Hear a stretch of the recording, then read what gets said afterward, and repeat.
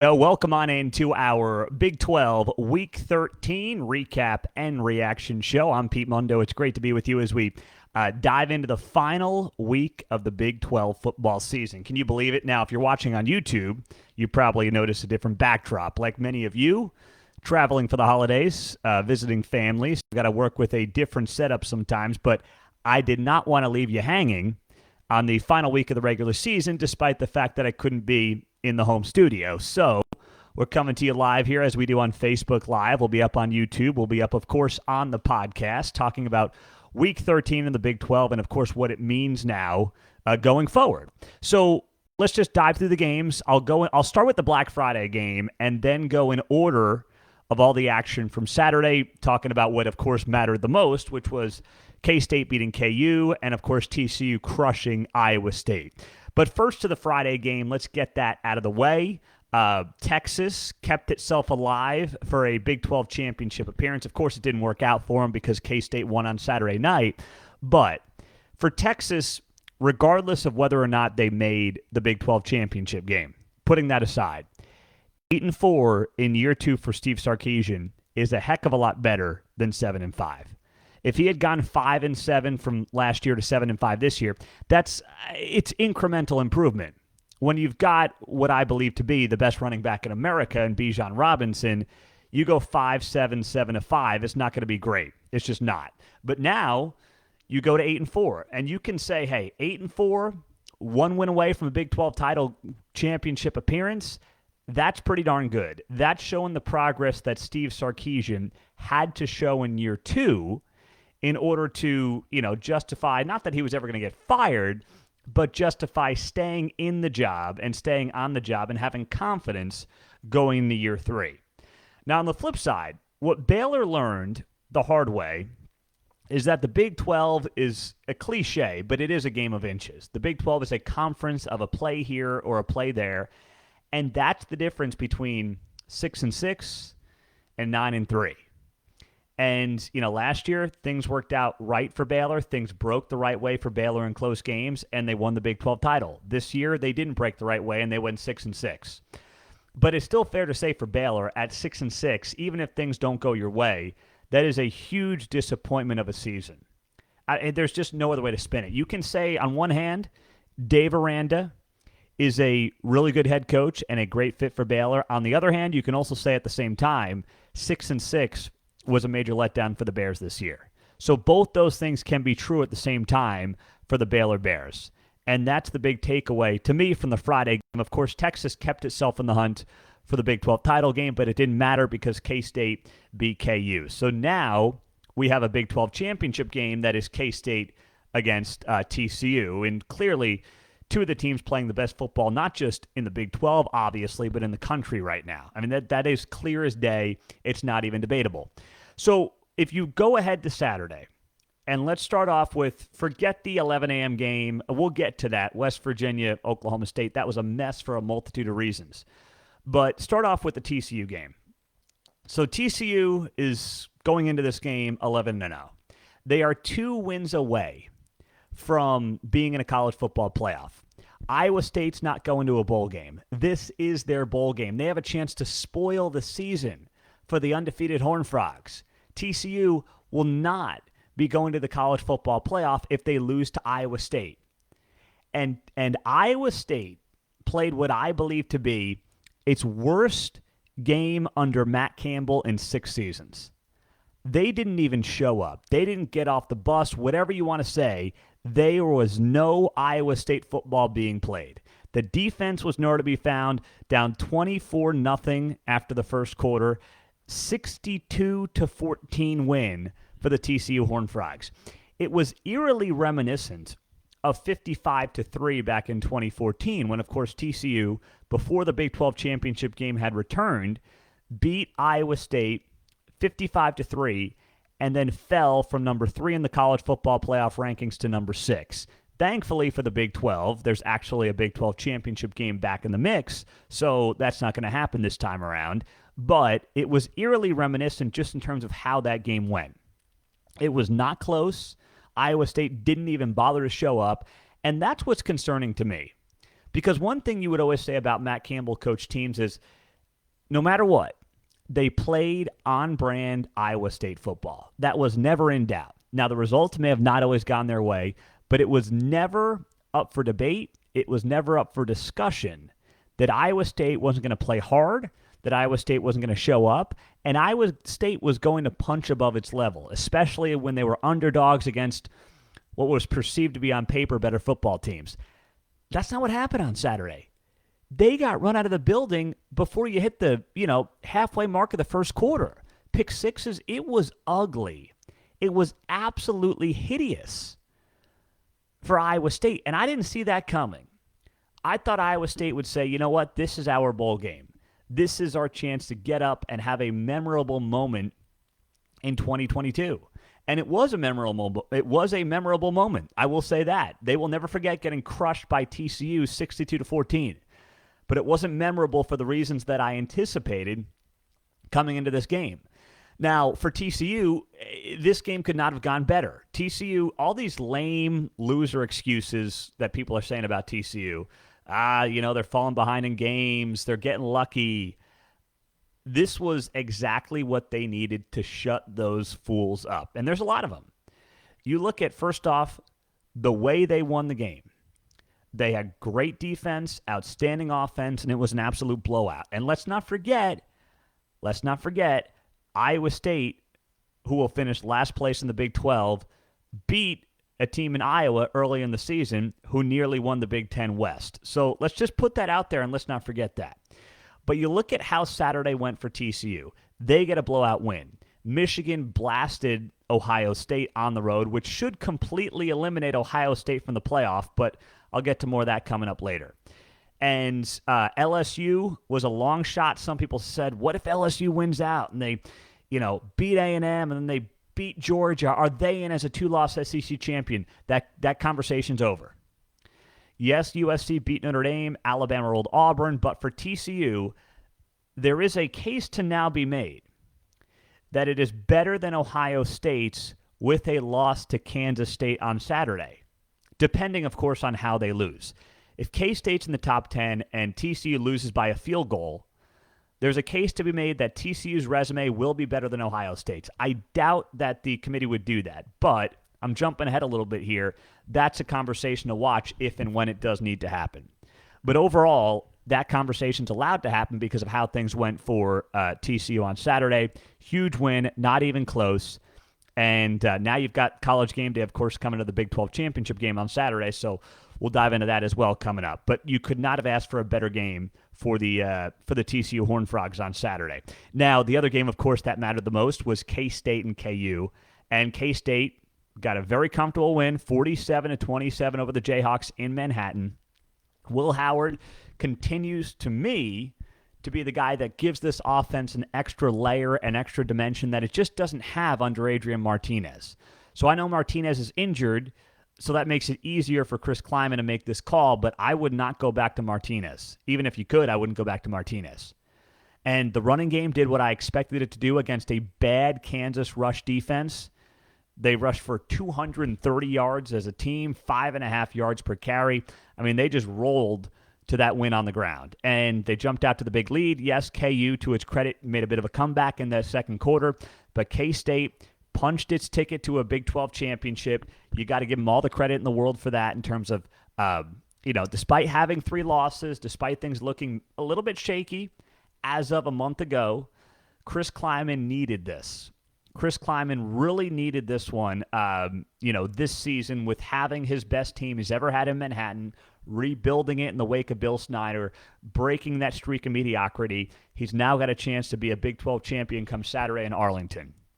And after that tough loss to Texas, and, at that point they had lost 2 or 3 games. They lost to TCU, they lost to Texas, and they closed the season with 3 straight wins. Baylor on the road, West Virginia on the road, your rival Kansas at home.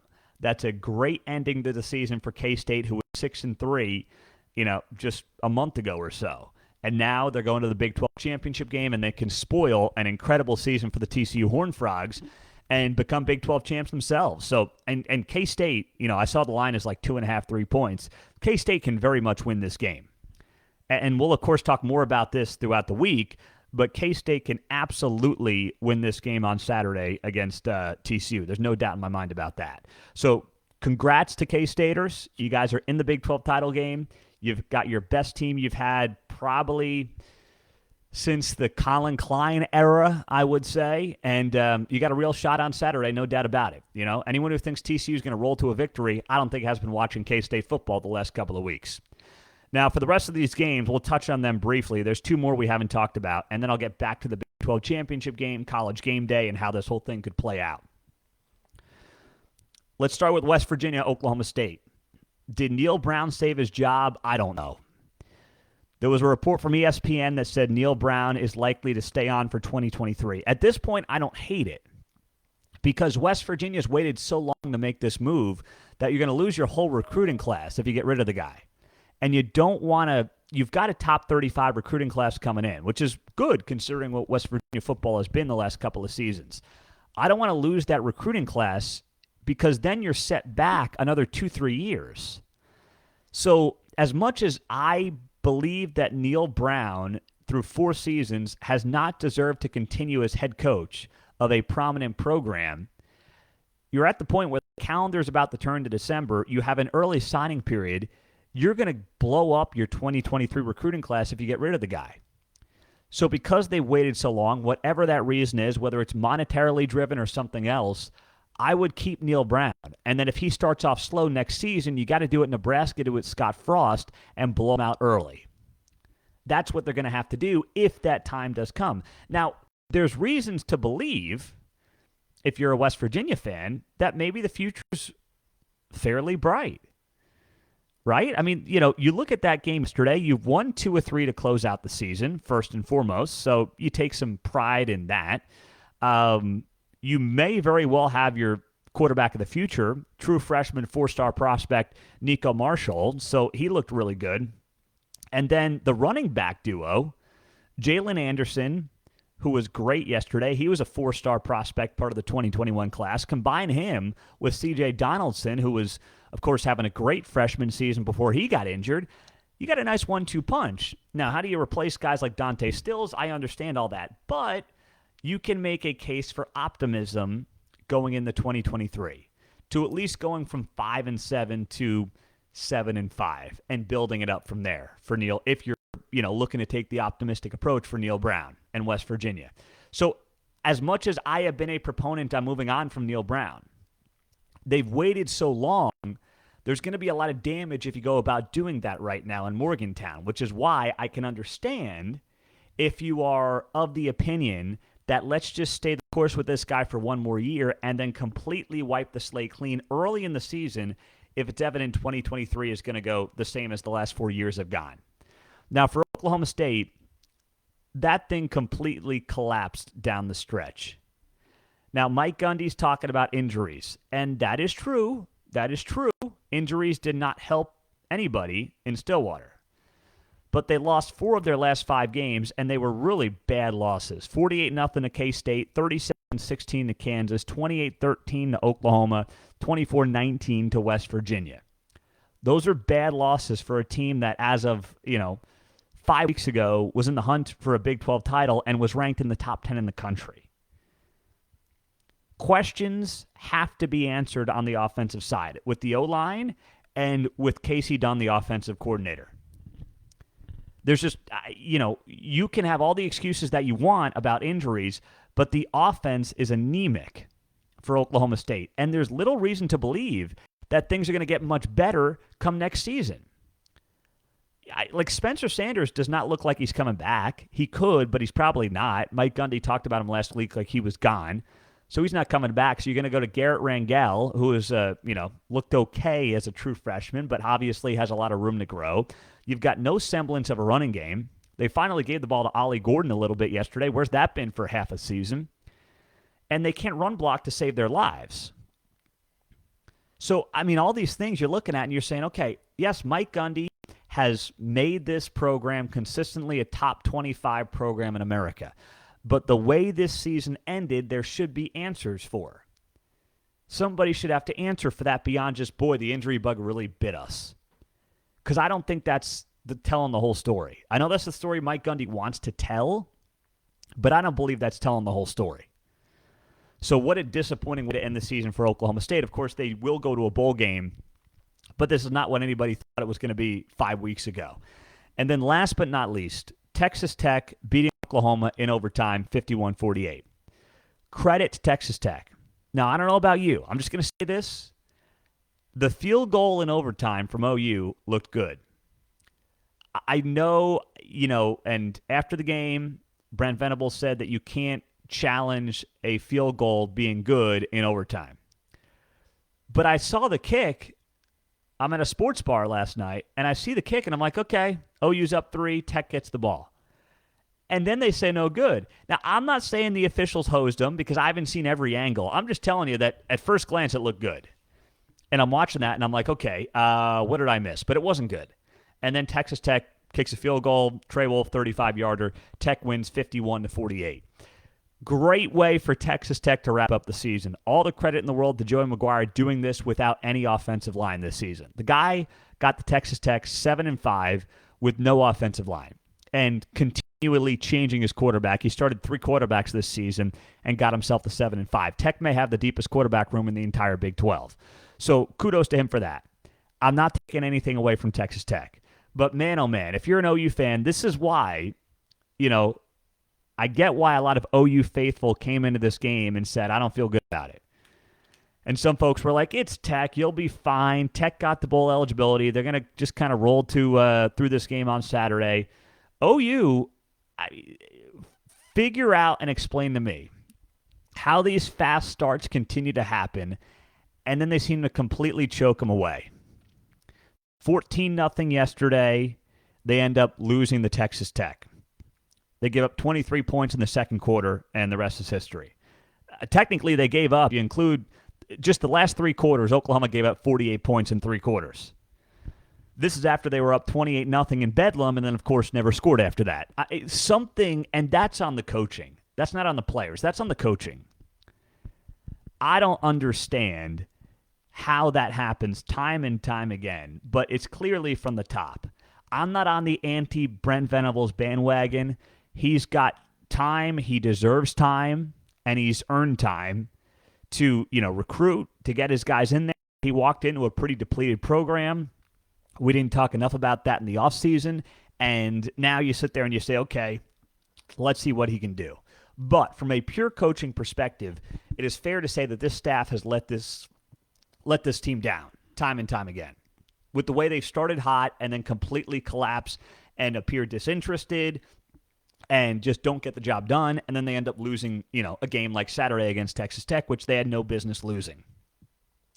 So it is a brutal way to end the season for Oklahoma. They're going to go to a bowl game. Venables needs to use these next 2-3 weeks as great learning experiences for his guys, build this program for 2023 and beyond. That's what has to happen, because that was a terrible way to end the regular season for the Oklahoma Sooners. So now we've got the Big 12 championship game on Saturday. It's going to be TCU and K-State, and College Game Day is coming to town. Now think about this. We were told last week by Paul Feinbaum, if you read the website, that no one's going to watch the Big 12 championship game. Paul Feinbaum said on ESPN's First Take, he said, assuming TCU continues to win in the Big 12, they have Iowa State,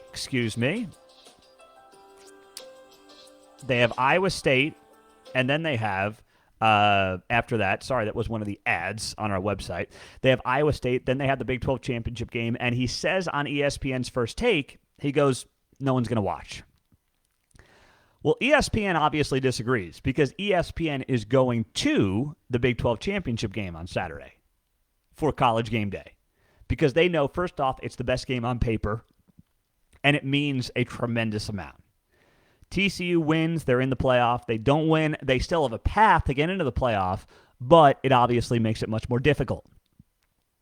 But it is the best game of championship weekend. There's no doubt about that. I mean, it is the best game with the highest implications of championship weekend. I don't think it's even close.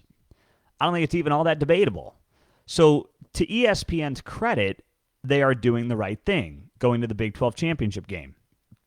But you look around the rest of the country, LSU, Georgia, I mean, maybe that excites you, but not really. I mean, Georgia's a 17-point favorite. Purdue, Michigan. Michigan's a 16-point favorite. Clemson, North Carolina is meaningless. Clemson's an 8-point favorite. Pac-12's on Friday night, so who cares? USC's a 2.5-point favorite over Utah. So it's obvious that going to Arlington's the play for ESPN. I give them credit for doing that. It's going to be a great game. But it's just funny that they allow a guy like Paul Feinbaum to continue to trash the Big 12 when the Big 12 is in a great position, and the Big 12 is obviously in a place where it's getting the national attention that it deserves. Whatever, a guy like Paul Feinbaum has to say is completely irrelevant. Who cares? I mean, they're doing the right thing. It's the best game of the weekend. It has enormous implications, and neither Texas or OU is in it. All this talk about how the Big 12 is done, the Big 12 is basically a group of 5 school without OU in Texas. Think again. It's clearly not the case, and ESPN knows that's not the case. That's why they've re-upped their TV contract, number one, and they're going to the Big 12 title game this weekend. So you got to love everything about that. Everything about it. So for TCU, the easy play is win, and they're in. And they're probably the number 3 seed behind Georgia and Michigan, and then the 4 seed will figure itself out. There is a path for them to lose and get in, I believe. I don't think the Big 12 should be treated like a group of 5, where if they don't go undefeated, they're not in. This has been consistently the second best conference in America and deepest conference in America after the SEC. That's clear as day. The advanced analytics show that. They should be treated as such. I'm not guaranteeing it. Things have to break the right way, but it is a conversation that deserves and should be had based on based on what kind of season TCU has put together. It's not going to be easy. It's going to be a hard pitch, but they should definitely be in over an Ohio State. Ohio State got run out of its own building against Michigan on Saturday. It wasn't close. We're not talking about a field goal game. They were run out of the horseshoe by Michigan. How could you put them in over a one-loss TCU team if TCU loses by a field goal at a neutral site Big 12 title game to a possibly top 10 Kansas State team? I don't think you can make that case. So that's where this week is going to be really compelling, and I please would recommend you subscribe to the podcast, subscribe to the YouTube channel, subscribe to Facebook Live, Instagram. That way you're up to speed on all the content we're going to be pushing your way here this week as we get you set for Saturday. The other big news, just want to touch on quickly, is Luke Fickell looks like he's going to Wisconsin. This is a huge blow for the future of the Big 12. This is a huge blow for Cincinnati.